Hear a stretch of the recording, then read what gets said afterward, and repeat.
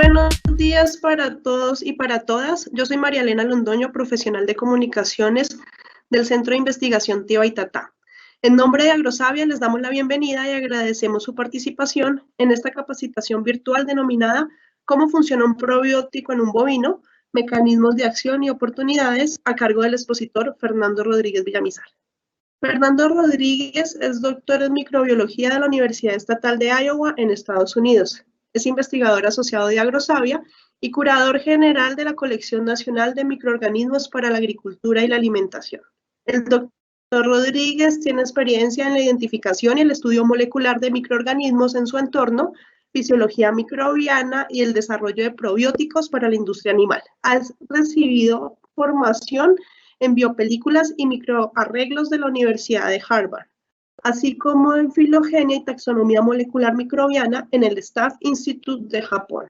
Actualmente es profesor invitado de biología molecular en la Universidad Militar y la Universidad de Córdoba y mantiene una activa cooperación científica y académica con el Departamento de Agricultura de los Estados Unidos y la colección de microorganismos y células de Alemania. Les recordamos que para garantizar el óptimo desarrollo de esta actividad, todos los participantes tienen desactivados sus cámaras y micrófonos. Les invitamos a realizar sus preguntas a través del chat habilitado al costado derecho de la pantalla. Al finalizar la conferencia, nuestro expositor compartirá sus respuestas. También nos invitamos a que nos sigan en nuestras redes sociales para conocer más sobre nuestra corporación y la programación de las próximas capacitaciones. Allí también podrán acceder a las grabaciones de las conferencias ya realizadas. Recuerden que nos pueden encontrar como Agrosavia en Facebook y en Instagram. En Twitter estamos como @somosagrosavia y en YouTube estamos como Agrosavia TV. Sin más preámbulos, le doy la palabra al investigador Fernando Rodríguez Villamizar para que dé inicio a la capacitación ¿Cómo funciona un probiótico en un bovino? Mecanismos de acción y oportunidades. Adelante, doctor Fernando Rodríguez, lo escuchamos. Muy buenos días para todos, los saludo acá desde la vereda de Rosso, en las montañas de Cota. Qué gusto estar con ustedes. Muchas gracias a esos pequeños productores, medianos y grandes, a esos asistentes técnicos y extensionistas que no hoy, sino en días pasados, nos contactaron para hacerse al link de esta conversación, de este aprendizaje, este momento de aprendizaje.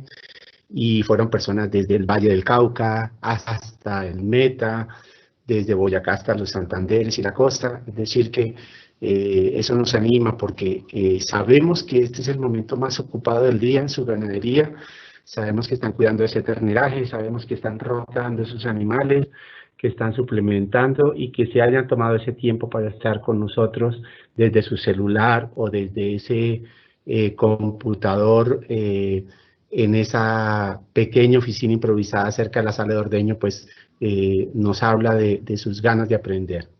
Entonces, lo que hoy nos convoca es el tema de los probióticos, una palabra que ya hace parte de nuestro léxico, porque lo vemos en las cadenas de televisión nacional a diario, todo lo que nos cuentan de ellos, que no son mentiras, es verdad, todos esos beneficios que nos pueden conferir a la salud humana, a la salud animal.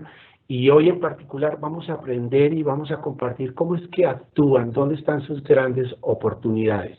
Y comencemos por poner en contexto la manera como los probióticos son tan relevantes en este momento en los mercados. ¿Por qué se están vendiendo tanto? ¿Por qué se están utilizando tanto? ¿Qué los colocó en ese escenario? Entonces, lo que los colocó en ese escenario primordialmente es el uso de antibióticos, tanto en animales como en humanos.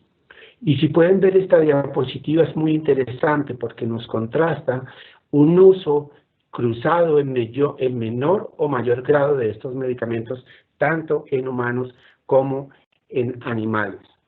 Esto arrastra diferentes problemas para la producción animal y para la salud humana. Y eso está muy relacionado también con decisiones recientes de órganos regulatorios de Europa, Estados Unidos y de Latinoamérica de prohibir algunos de estos medicamentos.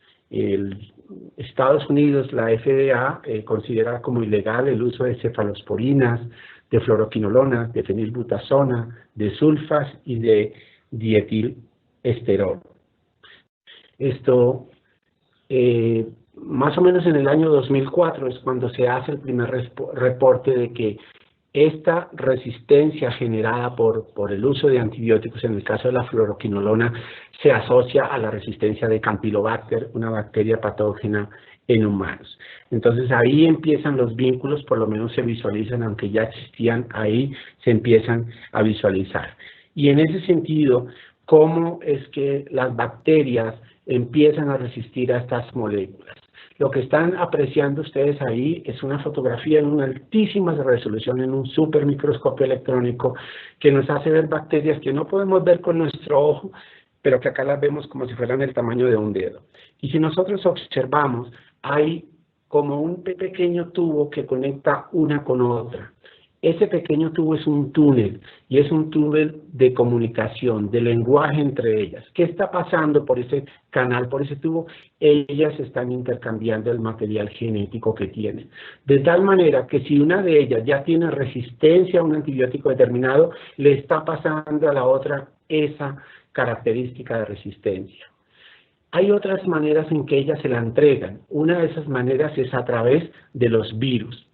Hay unos virus particulares que infectan a las bacterias y se llaman bacteriófagos. Estos virus tienen la capacidad de inyectar su ADN dentro de la bacteria y en un momento determinado, por ciertas condiciones, el virus es liberado. Cuando es liberado, lisa, mata a la bacteria, pero al salir no solo se lleva su ADN, sino se lleva parte del ADN de la bacteria. ¿Qué significa eso? Que se convierte en un transmilenio, que va ADN con genes de resistencia a esos antibióticos de una bacteria a otra. Y muy recientemente hay evidencias contundentes de cómo el antibiótico Carbados, por ejemplo, promueve esa resistencia antimicrobiana contra Salmonella específicamente mediada por este tipo de virus. Lo que están viendo ahora no es una fotografía, no es una escultura, es una fotografía real de cómo estas bacterias son atacadas masivamente por estos fagos, y así como las atacan masivamente, se liberan masivamente. Entonces tenemos una máquina biológica de replicar esa resistencia antimicrobiana elicitada por esos antibióticos. Entonces, mostrarles ahora un experimento muy interesante realizado por una investigadora del Departamento de Agricultura de los Estados Unidos recientemente, por Heather Allen. Esta persona, esta investigadora, mira cuál es el comportamiento de los microorganismos de cerdos en una piara, en piaras tratadas con antibióticos y piaras no tratadas. Ven una barrita de un antibiótico, ven la cápsula, esos fueron los cerdos tratados. Y las otras que no lo tienen fueron aquellos animales que no recibieron antibióticos. ¿Para qué utilizamos antibióticos? Porque queremos prevenir, queremos controlar el crecimiento de patógenos. Queremos eliminarlos, queremos evitar que prosperen, que liberen sus toxinas. Pero ¿qué nos está mostrando este resultado? Que estamos haciendo todo lo contrario. Entre más tratamos con antibióticos, las bacterias que habitan el intestino de estos cerdos están proliferando más las bacterias enteropatógenas como Escherichia, como Shigella. Entonces, ellas, con los antibióticos, las estamos estimulando a encontrar mecanismos de ellas defenderse, de ellas crecer, de ellas proliferar. Y esto nos pone en una situación de desventaja, porque en los últimos años prácticamente una o dos moléculas nuevas antimicrobiales tipo antibiótico han sido descubiertas. Entonces estamos en tremenda desventaja y tenemos que buscar alternativas. ¿Cuáles son las alternativas? Bueno, hay muchas, pero hay unas en particular muy interesantes que tienen que ver con aquellas moléculas que están en las plantas, en sus aceites esenciales, esas moléculas de naturaleza fenólica que tienen alta actividad biológica benéfica para el animal o para un ser humano. Estamos hablando de una modulación del sistema inmunitario a un sistema inmune no inflamatorio, estamos hablando de una regulación positiva de un sistema endocrino, estamos hablando de actividad antimicrobiana en el tomillo, en el orégano, y también a la par de eso está también una oferta tecnológica en el mercado de probióticos, prebióticos y simbióticos. De estos últimos no vamos a hablar, pero solo recordemos que es un probiótico, que es esa parte de fibra que nosotros no podemos fermentar, pero que los microorganismos que habitan en el intestino de un animal, en su tracto digestivo, o de una persona, en un ser humano en el colon, sí lo pueden hacer. Pero cuando nosotros consumimos una naranja o una fresa, estamos consumiendo un prebiótico natural. Cuando consumimos avena, estamos consumiendo un prebiótico natural. Y un simbiótico es esta parte de combinación donde coloco un organismo vivo probiótico y una parte de esa fibra fermentable, de ese fructosano, en combinación, y lo llamo simbiótico, que en este momento hay un mercado muy interesante para mascotas, gatos, perros, y hay cifras muy interesantes económicas, no solo en Estados Unidos, en Europa, sino ya también en Colombia. Entonces, definamos exactamente de una manera técnica qué es un probiótico. Un probiótico es un microorganismo que debe estar vivo, tiene que estar viable. Si no está viable, no es probiótico. También tiene que ser consumido en una concentración elevada, lo suficientemente elevada para generar un beneficio en la salud de un animal o de una persona. Entonces, desde ahí partimos lo que debe ser un probiótico de buena calidad. ¿Y cómo afecta? ¿O qué es lo que puede hacer? ¿O qué es lo que puede modular? Hay evidencia científica suficiente donde apoyan que los probióticos sí tienen que ver con la estimulación del sistema inmune, como lo habíamos mencionado, especialmente el sistema inmune no inflamatorio, que tiene la capacidad de modular ese microbioma intestinal, ese microbioma que define la salida de lo que el animal se come o de lo que la persona ingiere, que tiene y que agrega, que da valor agregado a la actividad enzimática que ya tiene ese organismo que la recibe. La potencia, la complementa, le da lo que no le puede hacer. Que esos microorganismos probióticos tienen un arsenal para combatir microorganismos patógenos, es decir, que despliegan una actividad antimicrobiana. Y que con su trabajo enzimático y metabólico toman esos grandes polímeros de la dieta y lo parten en pequeños pedazos que sí pueden ser utilizados por el animal como su fuente de energía. Y todo esto en conjunto pues se va a traducir en una mejora en la respuesta productiva del bovino o del monogástrico. ¿Qué es lo que puede definir a un probiótico que sea? Lo primero es su origen. Otrora se utilizaba una bacteria acidoláctica de una leche fermentada y era un probiótico para darle a todo tipo de organismos. Hoy en día la tecnología se ha especializado y ustedes en el mercado encuentran de todo. Y es mejor que si trabaja en peces, busque un probiótico con una bacteria que salió de peces. Los mejores probióticos para niños en este momento han sido sacados de bacterias de niños sanos de 5 años. Si quiero un probiótico para un bovino, busco un probiótico sacado de un bovino, porque mis posibilidades van a aumentar, porque ya conoce ese ambiente, porque se puede adaptar más fácilmente, porque se puede establecer, porque puede crecer. La otra característica es que tenga una alta capacidad de crecimiento.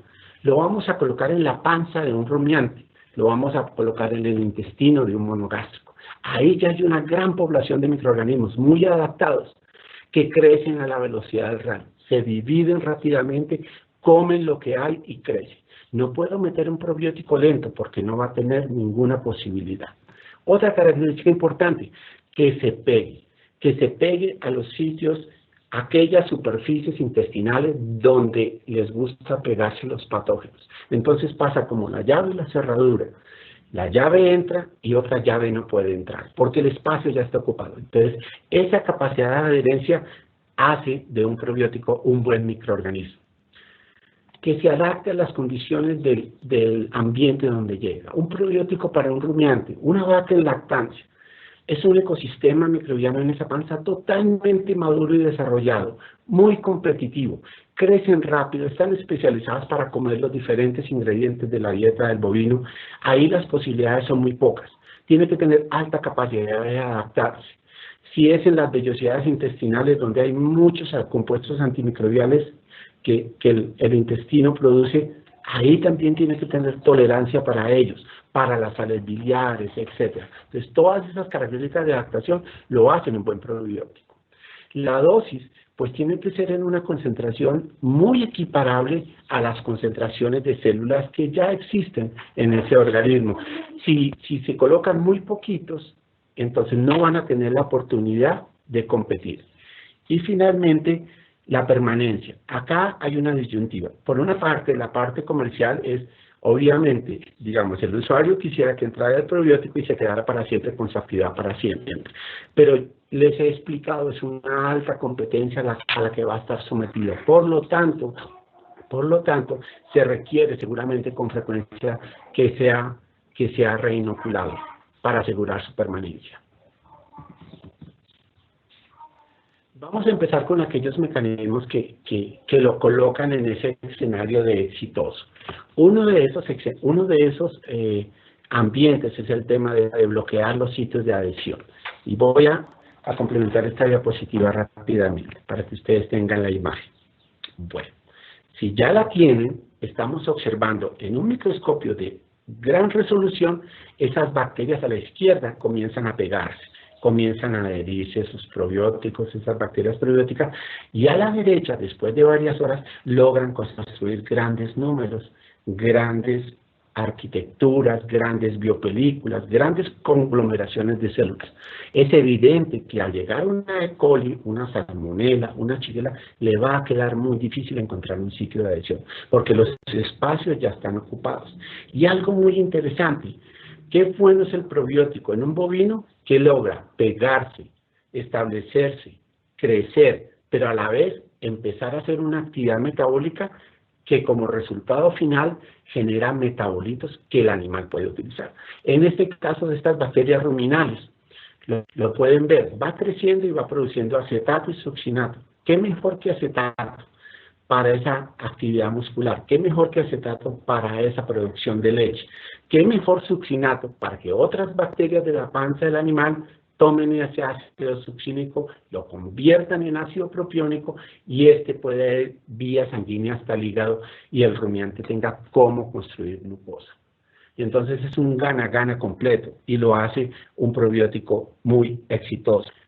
Si nos vamos al otro escenario, el del sistema inmunitario, tenemos que cargue, ojalá estén viendo esta diapositiva, pero es una diapositiva que nos muestra esa arquitectura del epitelio intestinal en el tracto digestivo de un animal y de un ser humano. Ese tracto digestivo está recubierto de vellosidades. Si estamos viendo la diapositiva, estamos viendo una arquitectura de montañas. A la izquierda, una montaña de meseta con laderas levemente inclinadas y a la derecha, unas grandes, macizos, empinados con fuertes picos. Y de esos picos, muy a la derecha, se derivan acantilado abajo unas grandes piscinas, unas criptas. Son verdaderas piscinas llenas de sustancias antimicrobiales que las células que están en ese epitelio están secretando. Pero ¿cómo hacen esas piscinas para estar llenas de antimicrobiales? ¿Cómo hace esa vellosidad para responder a lo que eventualmente lo pueda atacar o para dialogar con las bacterias benéficas que están ahí? Para eso tiene que haber un mensaje. Y ese mensaje va a venir desde muy a la izquierda, allá donde están esas mesetas. En esas mesetas, en esas placas de Peyer intestinales, en esos sitios inductores, se gesta lo que nos hablaba la doctora María Camila en su presentación cuando nos explicaba cómo trabaja el sistema inmune. Y es que justo en esas montañas intestinales, debajo del epitelio, están patrullando células procesadoras de antígeno. Células como los macrófagos que atrapan esos patógenos, virus o bacterias, los parten en pedazos muy pequeños y se lo entregan a esas células de defensa del organismo que sí pueden circular libremente por todo el organismo y llevar el mensaje de qué es lo que nos está atacando, de cómo está vestido, para generarle las defensas y los anticuerpos perfectos también tipo llave y cerradura que lo puedan neutralizar. Esas células principalmente son los linfocitos B. Esas son las células de memoria que llevan ese mensaje. Y ese mensaje llega a los grandes picos de estas vellosidades. Y ahí, en los picos y en los acantilados y en las piscinas profundas, se empiezan a secretar anticuerpos, como una barrera primaria de defensa. Esos anticuerpos no es la inmunoglobulina G, no es la inmunoglobulina M, es la inmunoglobulina A secretoria. Entonces, esa es la manera como una bacteria probiótica elicita el sistema inmunitario a nivel de epitelio intestinal de un animal, sea este poligástrico o sea este monogástrico. Entonces, ya vimos que le sella los sitios de unión. Acabamos de ver cómo estimula ese sistema inmunitario, ese sistema bueno, ese sistema que no inflama, cómo lo induce a producir anticuerpos muy específicos, cómo lo induce a producir sustancias antimicrobiales y acumularlas. Ahora veamos otra estrategia que tienen los buenos probióticos, y es competir por los nutrientes que utilizan los patógenos. Entonces, esa alternativa se basa en que en cualquier ambiente, sea el intestino de un animal, su panza, el suelo, donde sea que haya microorganismos, comida no hay, es poca. Entonces ellos compiten por esa comida para crecer. Y la manera de competir de ellos, uno lo hacen con sustancias antimicrobiales, producen sus propios antibióticos para competir contra los vecinos. Otros lo hacen quitándole el hierro que ellos necesitan y otros lo hacen quitándole sus fuentes de carbono. Y acá les voy a hablar de una estrategia del Departamento de Agricultura de Estados Unidos muy chévere, porque desarrollan un probiótico basado en el concepto de tratar el desorden metabólico en vacas en lactancia, pero utilizando una bacteria que no mate digamos, entre comillas, al patógeno o a quien causa el desorden, sino para quitarle la comida y de tal manera que no pueda prosperar, que no pueda proliferar. Y en ese sentido, recordemos, el rumen en su panza tiene muchos tipos de microorganismos y tiene tantos y en tal composición dependiendo de lo que el animal coma. Entonces, si suplementa con grasa en esa dieta, pues las bacterias lipolíticas que degradan esas grasas van a aflorar. Si se suplementa la dieta con proteína, van a aflorar las bacterias que degradan esa proteína, las bacterias proteolíticas. Si tenemos alta disponibilidad de forraje y de pared celular, pues vamos a tener bacterias que degradan esa celulosa. Y si hay almidón, si hay azúcares fácilmente fermentables, pues vamos a tener ese tipo de bacterias. Y para explicarles ese tema de ser un buen probiótico compitiendo por la comida de la otra bacteria, citemos el problema de la acidosis ruminal. La acidosis ruminal es un desorden metabólico que es más común en los países del hemisferio norte. ¿Por qué? Por su limitada oferta de fibra de forraje y por su alta oferta de carbohidratos solubles, de almidones, granos, concentrados. Entonces, el animal del hemisferio norte en esas producciones está más asociado a ser más monogástrico que rumiante. En nosotros es todo lo contrario, aunque Colombia ya empieza a entrar en el semiestabulado y el estabulado, y vemos que ya con no tan pequeñas, pero comparado con el hemisferio norte es pequeño lo que empezamos a ofrecer en carbohidratos solubles, en concentrados, y ya tenemos problemas de acidosis. Entonces, cuando hacemos esos cambios abruptos, dietas ricas en forraje, a empujar al animal a que sea un monogástrico, pues generamos un desbalance en todos los microorganismos que en él habitan. Entonces, estamos haciendo que esas bacterias normales de la panza de una vaca, en vez de producir ácidos grasos volátiles, ácidos orgánicos, que son su fuente de energía, se traduzca a una balanza que se mueve hacia bacterias acidolácticas que allí habitan en la panza, que son lactobacillus, que son streptococcus, y toman todos esos azúcares y en vez de irse a ácidos grasos volátiles, producen ácido láctico. Más ácido láctico, más cae el pH ruminal. Un pH ruminal está casi siempre cercano a 7, pero si yo tengo mucho ácido láctico, ese pH se va a bajar. Hasta 6 aguanta el rumen, pero bajo de 6 ya las enzimas que degradan la pared celular vegetal, las celulasas, etcétera, empiezan a tener problemas. Y hay animales acidóticos que llegan a pH de 4, 5, de 4, o sea, condiciones totalmente extremas de acidosis.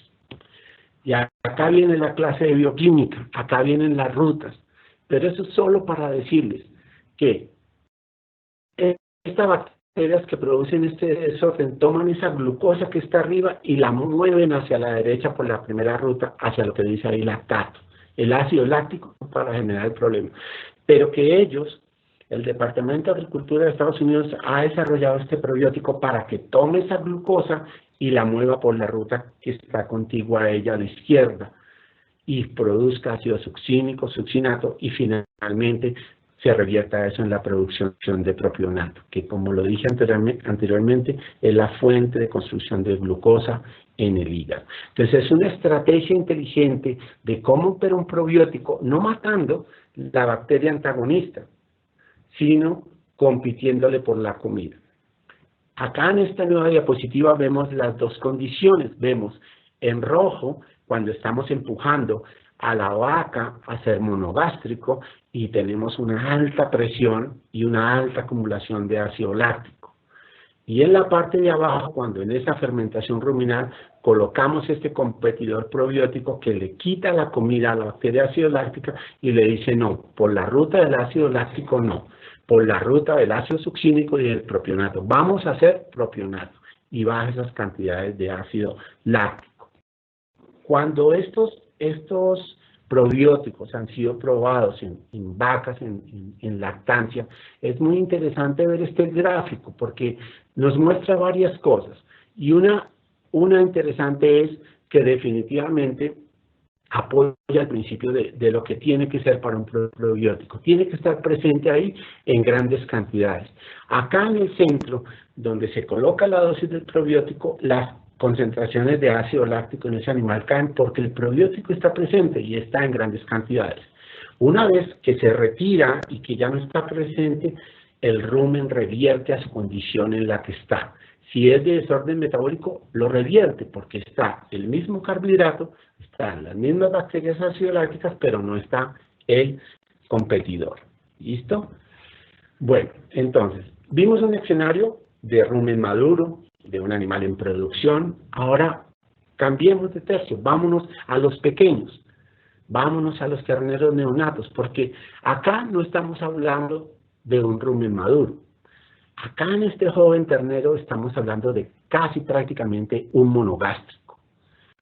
El rumen maduro, como se aprecia en esta diapositiva, una superficie recubierta interiormente por esas pequeñas lentejas a la izquierda, que si yo tomo un microscopio de mucha magnificación, lo amplifico, veo que esas pequeñas lentejas que recubren la panza son grandes lenguas, son grandes lengüetas que son, como lo hay en millones, aumentan en millones la superficie de absorción de nutrientes.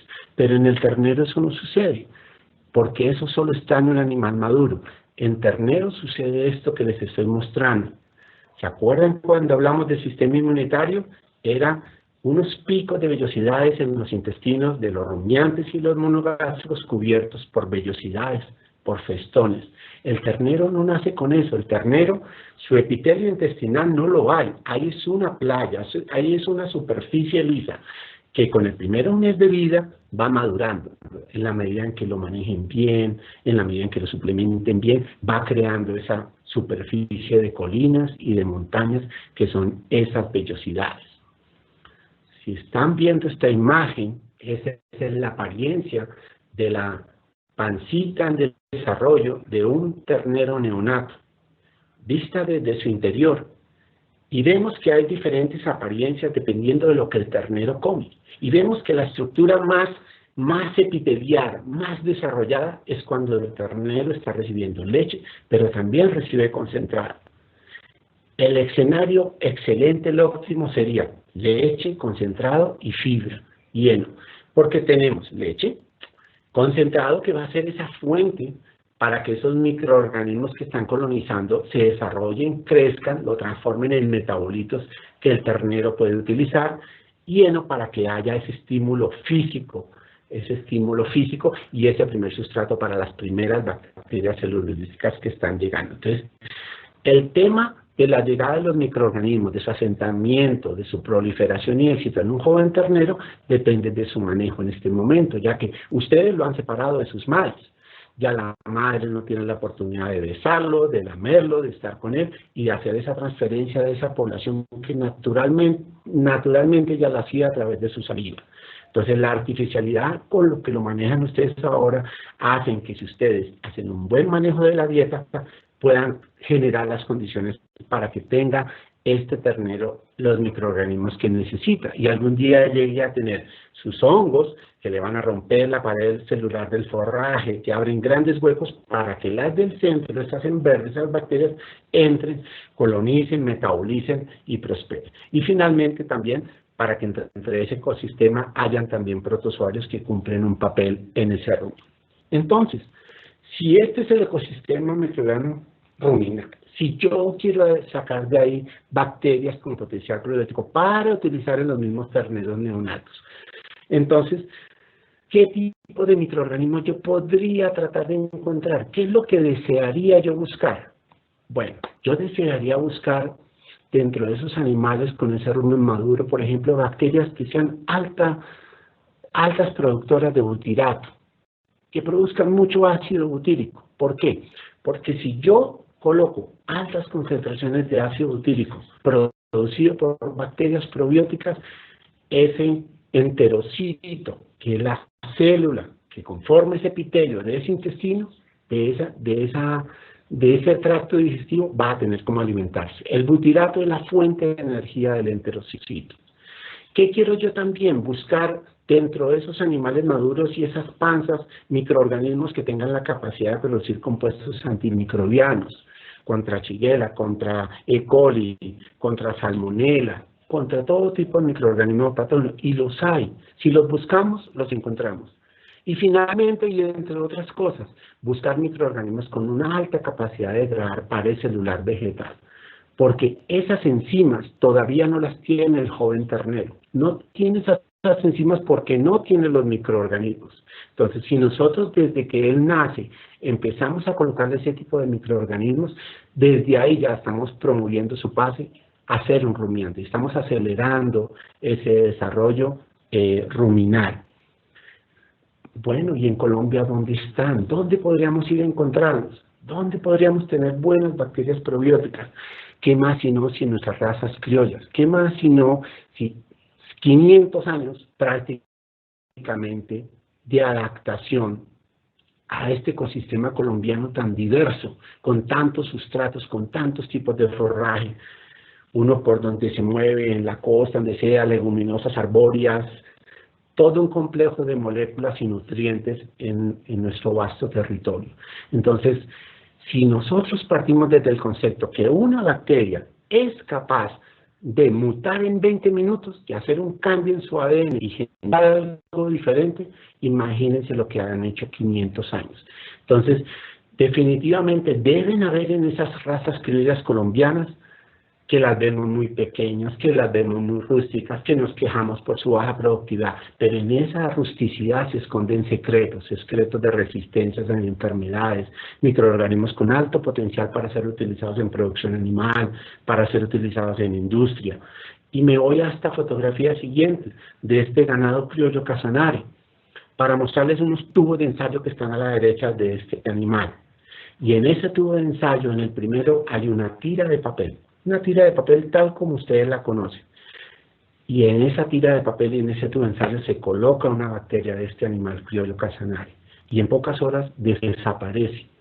Desaparece ese polímero. Eso nos habla de la superactividad, de la significativa actividad que tienen estos microorganismos de estas razas criollas. Por eso yo creo que ahí tenemos unas grandes oportunidades. Si nosotros buscamos esos microorganismos, podemos elaborar probióticos para terneras, podemos construirlos y podemos empezar a hacer ensayos en nuestras fincas. Y nosotros vamos a hacer ensayos en nuestras fincas con esos probióticos, con lo que haya de oferta tecnológica. Y vamos a trabajar con nuestras terneras, vamos a decir, bueno, voy a tomar un grupo de terneras, esta nace, va a ser tratada con el probiótico que este señor acá me está ofreciendo, esta otra va para este grupo que no va a recibir el probiótico y así sucesivamente. Yo voy conformando grandes grupos de terneras en el tiempo y voy comparando para yo validar esos resultados y para darle una oportunidad a esas tecnologías que con gran esfuerzo muchas instituciones privadas y públicas están haciendo. Entonces, obviamente, tengo que tener mucho cuidado. Experimentos con pequeño número de animales son peligrosos, porque si yo comparo un grupo de 10 terneras contra 10 terneras, y en uno de esos grupos, cualquiera que sea el control o el tratamiento, hay una ternera que nació con 45 kilos, o con 40 kilos, pues definitivamente eso arrastra lo que sea. Y entonces estos experimentos deben ser considerados a que tienen que tener en el tiempo, en la medida que yo vaya progresando en los nacimientos, un buen número de animales para comparar. Y tener definitivo mi blanco. ¿A qué le quiero apuntar? Yo me voy con la meta de reducir los episodios de diarrea. No, yo prefiero es ganancia corporal. No, yo prefiero que mi tiempo de desleche de 4 meses y medio se vuelva a 4 meses. No, yo quiero que esos 4 meses quede solamente en 90 días. No, mi meta es no deslechar con 90 kilos. Yo quiero deslechar con mínimo 110 kilos, o con 100 kilos, o con 120 kilos. Entonces, esas metas las tengo que tener claras para empezar a hacer este tipo de validaciones con estas tecnologías que el mercado nos ofrece. Y tener muy claro mi línea base, saber cuánto están ganando mis animales por mes en mis primeros ciclos de 90 días. Y de esa manera, cuando yo me pongo esas metas, yo digo, bueno, logré reducir este tiempo de desleche, por lo tanto, 15 días de leche para el tanque frío y no para el ternero. 3 meses donde no utilicé ningún protector de mucosa ni ningún antibiótico para el tema de diarreas. Sí tuve diarreas, sí tuve episodios de diarreas, pero no tuve diarreas graves. Por lo tanto, el tema costo-beneficio acá empieza a cobrar toda importancia, pero va muy de la mano de las metas claras que yo quiero tener, de los datos, de tener mis datos y decir, yo arranqué de acá y mire a dónde llegué. Entonces, se pueden utilizar esos probióticos, se pueden suministrar directamente en la boca del animal. Hay probióticos desarrollados para colocarlos en cantinas, con mamilas, para que muchos animales se alimenten, en el balde. Hay muchas maneras de llegar. Y necesito probarlos con el acompañamiento de mi asistente técnico, de mi extensionista. Necesito apoyarme en él. Necesito darle las mejores condiciones de manejo a ese animal. Yo les quiero decir una cosa, los probióticos ni ningún aditivo funcional que el mercado les ofrezca son pócimas mágicas, no son balas de plata, son alternativas que pueden darle un beneficio al productor si él las maneja correctamente, pero sobre todo si maneja muy bien el animal que lo va a recibir, sea un adulto maduro, sea una vaca en lactancia, un animal en ceba, un ternero neonato. Es decir, cuando se le da todas esas condiciones de buena salud, de bienestar, de tranquilidad, de bajarle el estrés, ¿sí? De bajarle los miedos, del buen trato al animal, de la higiene de su aposento, de su pradera, de su sombrío, de esa agua de alta calidad. Cuando uno converge con todas estas situaciones de manejo del ternero y entra con estas tecnologías, les apuesto que ustedes lo pueden lograr. Ustedes pueden reducir sus episodios de diarrea mínimo en un 70%, pueden llegar al 80%, pueden llegar al 90%. No se les va a desaparecer, pero pueden tener un buen control de episodios de diarrea. Pueden llevar este ternero a que se desarrolle como rumiante más rápido. Y si lo logran y deslechan, a menos tiempo, esa leche va para el tanque de frío y va para su bolsillo. Pero lo más importante, en todo este ahorro de dinero, ustedes llegan al último objetivo, que es, como estas no llegan a su primera inseminación y no recibieron ningún antibiótico, por lo menos para el tema de diarreas. Entonces, estás haciendo una cadena de producción mucho más sostenible, mucho más limpia, y estás beneficiando a todo, al consumidor, al ambiente, todo, porque no estás arrastrando esa trazabilidad de resistencia, no la estás promoviendo. Entonces, vale la pena y es una opción. Y es una opción, y yo cierro la conferencia con esta diapositiva, con las razas criollas, para decirles lo siguiente: apostémosle a lo nuestro, busquemos en lo nuestro. no solo en las panzas de estas razas criollas, sino en general en todos los ambientes de Colombia, en los suelos del Amazonas, en los suelos del Chocó, en la superficie de la mora silvestre colombiana, en todo lo que tenemos hay microorganismos de alto potencial agrícola agropecuario, buenos controladores biológicos, buenos biofertilizantes, que en agricultura en general, combinados, todo esto combinado con lo que hay, con esa realidad innegable que es la molécula de síntesis químico, manejado con racionalidad, los dos escenarios, podemos tener un amplio portafolio.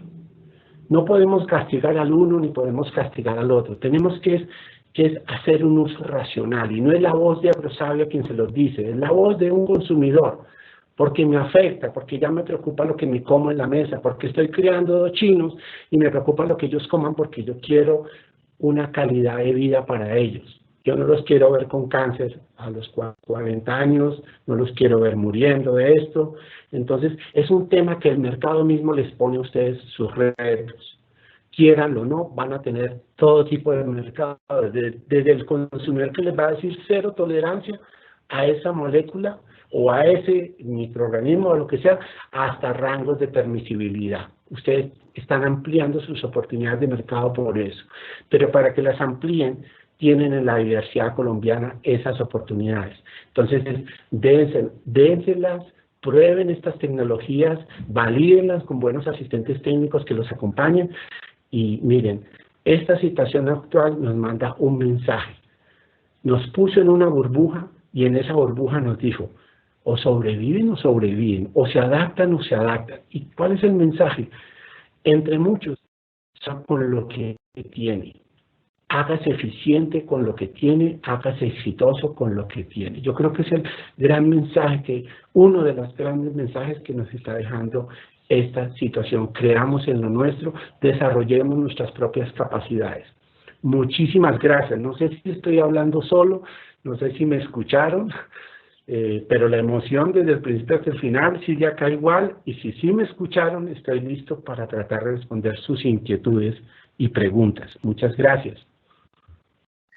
Muchas gracias, doctor Fernando. Sí te escuchamos, muy interesante todo lo que nos compartiste.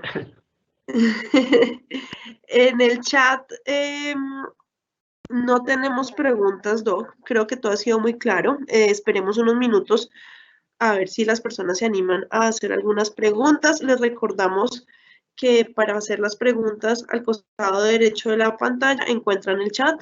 Entonces estamos atentos a sus inquietudes.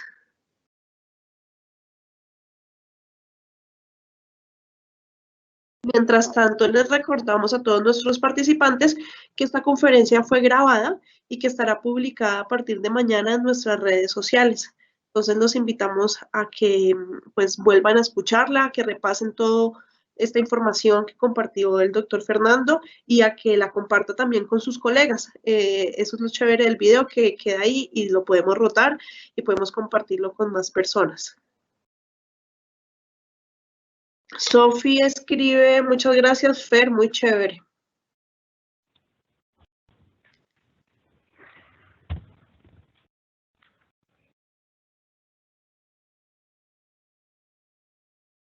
Todo fue muy claro, doctor, entonces, no sé si quisieras agregar algo más.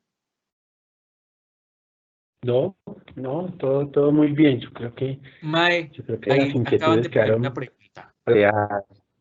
A ver.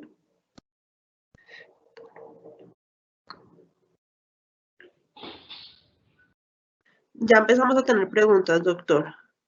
Un anónimo escribe, gracias por la conferencia, muy clara. Muchas gracias, escuchó súper bien, felicitaciones. Gracias, excelente presentación. Dice, muchas gracias por la conferencia. A ver. Me gustaría conocer un poco más acerca de la selección de estos microorganismos con capacidad probiótica. Escribí Adriana. Bueno, la selección de estos microorganismos arranca con mucha motivación a ser explorador. Entonces, estos resultados son de screening que hacen en este momento ya jóvenes investigadores, son personas que se motivan a ir a todo tipo de ambientes, a recoger microorganismos, montan colecciones de trabajo y con cada uno de ellos empiezan a hacer pruebas. Digamos que abocados a tener en este momento herramientas moleculares de fácil uso y de fácil acceso, hoy en día se han acortado los tiempos. Usualmente los investigadores tenían que cultivar el microorganismo y empezar a probar en tubo de ensayo si hacía esto, si no lo hacía, si cómo lo hacía, y eso tomaba meses, tomaba años. Hoy en día se tiene el microorganismo, se trae cultivado, se hace una extracción de ADN, se secuencia su genoma y tenemos ya definitivamente una huella completa de capacidad metabólica que esa bacteria que usted recogió allá en el Amazonas, que usted recogió allá de ese ganado criollo Casanare, puede hacer y no puede hacer. Entonces ya sobre esa base se dice, este microorganismo se queda, se va a guardar o no se va a guardar en la colección, se codifica, se guarda y se busca nuevos y ya empiezan a hacerse cócteles de sinergias. Ahí en los probióticos pasa como en los biofertilizantes. Entonces, hay muchas personas que tienden más por una sola bacteria y hay muchas personas que le apuntan más a los consorcios. En probióticos se pueden hacer consorcios muy interesantes. Entonces, de tal manera que cada uno de esos miembros de ese consorcio haga una actividad o que el uno apoye al otro metabólicamente. Entonces, esa es la forma como se pueden encontrar, seleccionar y utilizar este tipo de probióticos. Gracias. Muchas gracias, doctor. Miguel pregunta, ¿cómo se realiza el aislamiento de los microorganismos ruminantes?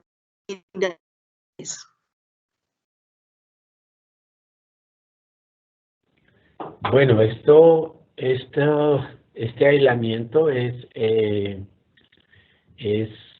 complicado para todo investigador del mundo que quiera hacerlo por una particularidad. El rumen es un ambiente donde el oxígeno no existe, y por lo tanto no se pueden llevar al laboratorio como cualquier otra bacteria, porque en el momento en que tenga contacto con el aire, este microorganismo muere. Entonces, para eso se tienen que tener como cabinas especiales donde el oxígeno no existe y hay un ambiente totalmente anaerobio. Casi como esas que ve uno en las películas donde manipulan virus muy patógenos, etcétera. Ahí que uno entra con unos guantes especiales, ese tipo de cabinas. Digamos que ese es el gran reto. El gran reto es aislarlo y cultivarlo por el oxígeno. Se puede hacer, pero el reto aún mucho mayor es llegar a generarlo en un vehículo para que lo tenga allá en su ganadería, allá en su nevera, y no muera por efecto del oxígeno. Entonces, son dos grandes retos y los impone es específicamente el oxígeno, y hoy en día hay las tecnologías para lograrlo y para hacerlo. Es difícil, pero se puede hacer. Gracias. Muchas gracias, doctor. Tenemos una pregunta de una persona que aparece como anónimo. Dice, ¿Carbadox es resistente a la salmonela?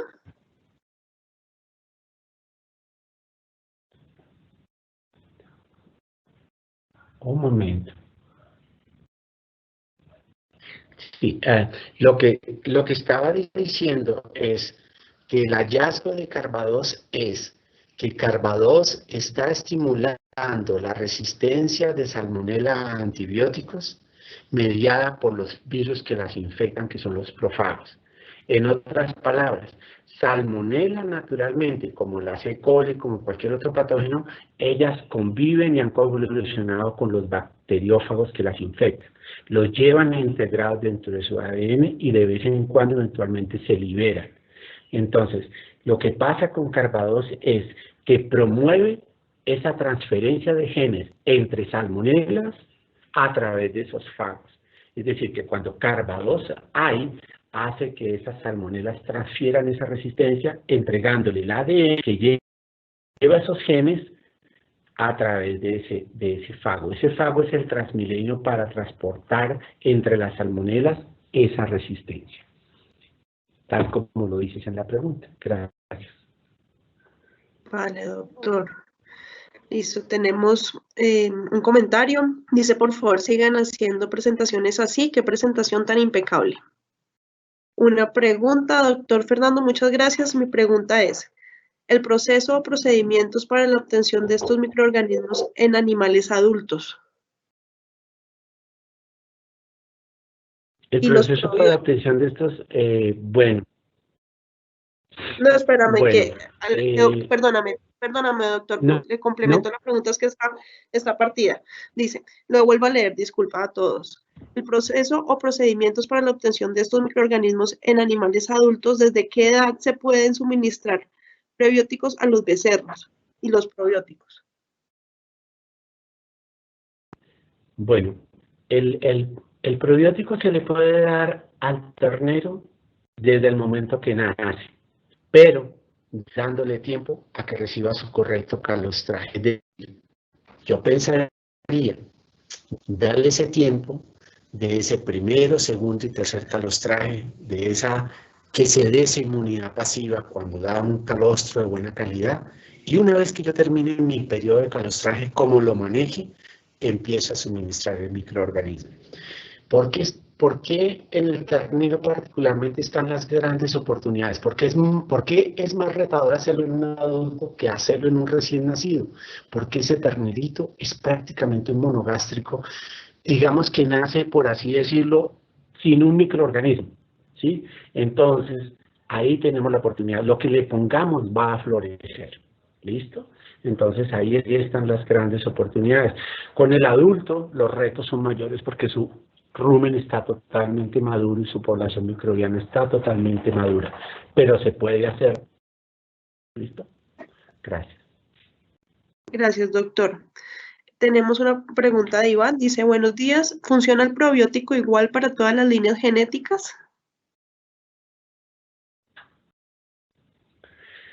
Yo me arriesgaría a decir que sí. Yo me arriesgaría a decir que sí porque es más, yo pensaría que incluso un microorganismo de un rumiante pequeño como una cabra o una oveja podría tener posibilidades en un bovino. Yo no veo por qué no. El ambiente es el mismo, compite contra lo mismo, más o menos la disponibilidad de nutrientes es la misma. Es decir, que ese fermentador de una GIR o de una Holstein o de un romo sinuano es un ambiente perfecto para que la bacteria ruminal, siendo ruminal, prospere. Yo ahí no le veo la dificultad. Yo le veo la dificultad es que para la que yo lo meta no encuentre lo que él necesita. Entonces, ahí es donde tengo que tener muy claro para qué es mi probiótico. Porque yo puedo meter la superbacteria, pero si yo no le estoy ofreciendo en ese animal, independientemente de la raza que sea, lo que él necesita, esa bacteria no va a tener posibilidades y no va a proliferar. Porque veíamos con insistencia durante la presentación, la competencia en el rumen maduro de una novilla, de una vaca en lactancia, es grandísima. Entonces se tiene que ser muy bueno y se tiene que ser muy específico para no entrar a pelear con lo que comen otros que lo hacen muy bien. ¿Vale? Esa sería la respuesta. Comprendido, doctor. Adriana pregunta, con respecto a las dosis de probióticos a administrar, ¿cómo determinar cuándo es la dosis adecuada? Wow, esa es una súper pregunta. Y esa es una muy buena pregunta que solo se responde validando esa tecnología. Solo se responde probándola. Uno debería comenzar por ser acucioso, ser juicioso y decir yo voy a seguir las recomendaciones de ese producto comercial, de cómo me lo dice. Que si él me dice 7 en días seguidos, yo hago 7. Porque ahí es donde entra a jugar el gran inconveniente. Digamos que los que desarrollan estas tecnologías validan las dosis manejando escenarios de vuelo. Ellos hicieron un ensayo y ellos hicieron un esquema de dosificación y les funcionó muy bien. Vamos a colocar un supuesto de una dosificación de 5 dosis. 5 dosis. La suministraron en 5 días seguidos o, bueno, como el producto comercial lo diga. Entonces después viene la pregunta de esos investigadores y se dicen, se preguntan, bueno, pero ¿qué pasa si no doy 5 dosis? ¿Qué pasa si doy 3? ¿Qué pasa si doy 10? Entonces, ahí viene un tema de costo-beneficio, ahí viene un tema también de cuando me bajé a 3 dosis en lugar de 5, no, ya me gana el mismo peso, pero en diarreas me va muy bien. Entonces, empiezas a perder ciertas cosas y ahí es donde viene tu toma de decisiones, ¿no? ¿Qué tanto te puedes bajar para ese margen de costo-beneficio de producir ese probiótico, del precio que finalmente le llega al productor, que también eso va a ser determinante? Entonces ahí es donde se decide cuál es el esquema de dosis y las dosis. Cuando yo empiezo a perder atributos que había ganado, o cuando yo sigo manteniendo esos atributos a pesar de que disminuyo el número de dosis. Ojo, vamos a disminuir el número de dosis si nos funciona perfecto, pero no vamos a disminuir la concentración de la dosis que le estamos dando. ¿Vale? Gracias. Muchas gracias, doctor. Tenemos otra pregunta. Dice, buenos días, ¿existe algún manejo diferenciado para terneros de doble propósito? No, esa es la otra pregunta. No, esta no es solo buena, es muy difícil porque yo no sé, yo esa pregunta me la he hecho siempre. ¿Cómo funcionaría un probiótico para un ternero de una lechería especializada que tiene condiciones tan particulares con un doble propósito, con un animal a toda leche? Entonces, hay un principio básico. A ese animal, a toda leche, en ese doble propósito, también le da diarrea. También se expone a bacterias, también se expone a rotavirus. Igual al que está allá en la lechería especializada, por el mejor manejo que le estén dando, es igual de vulnerable. Entonces, ese efecto de que ahí sí hay una madre, ahí sí hay un contacto, pero a la vez también ahí hay diarreas, ahí hay vulnerabilidad, y no lo sé. Yo creo que la única manera de saberlo es probarlo, es probarlo. Yo soy escéptico, pero pues lo habla es un biotecnólogo, pero cuando yo hablo con los veterinarios, cuando yo hablo con los zootecnistas, ellos me dicen que no, que le apostemos, que le creamos, que sí se puede, que sí puede haber un blanco ahí, que sí podemos promover un buen atributo en ese ternero doble propósito. Yo soy un poco escéptico por todo lo que veo. Veo dos escenarios absolutamente diferentes, pero la única manera de saberlo y de responder esta pregunta que no puedo responder. Gracias. Muchas gracias, doctor. Y la última pregunta que tenemos en nuestro chat es, ¿cuál es la disponibilidad de probióticos para un pequeño productor?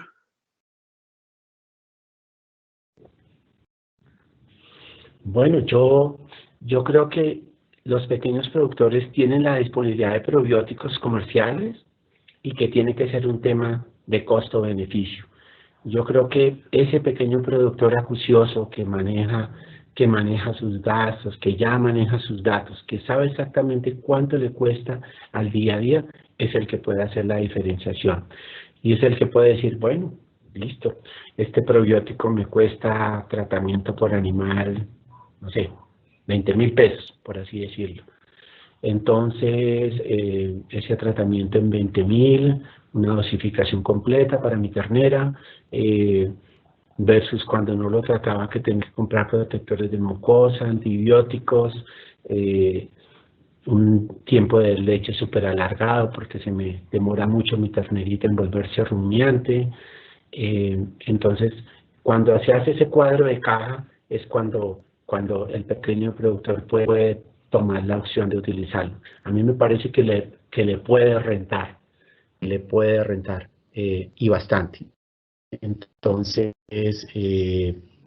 yo creo que los pequeños productores tan juiciosos que ya tienen como ese sentido empresarial, que manejan información, que ya digamos que lo hacen diferente, yo creo que esas personas tienen una enorme potencialidad con el tema de los probióticos. Doctor Fernando, pues Gracias. muchísimas gracias por compartir tan interesante información, tan vital para todo pues, el sistema de ganadería de nuestro país. A todos los asistentes, muchísimas gracias por conectarse, por escuchar al doctor Fernando, por su interés, por seguirnos, por creer en Agrosavia. Les recordamos que esta conferencia fue grabada y estará disponible a partir de mañana en nuestro canal de YouTube, en Agrosavia TV. También la publicaremos en nuestras redes sociales y los invitamos a repasar y a compartir.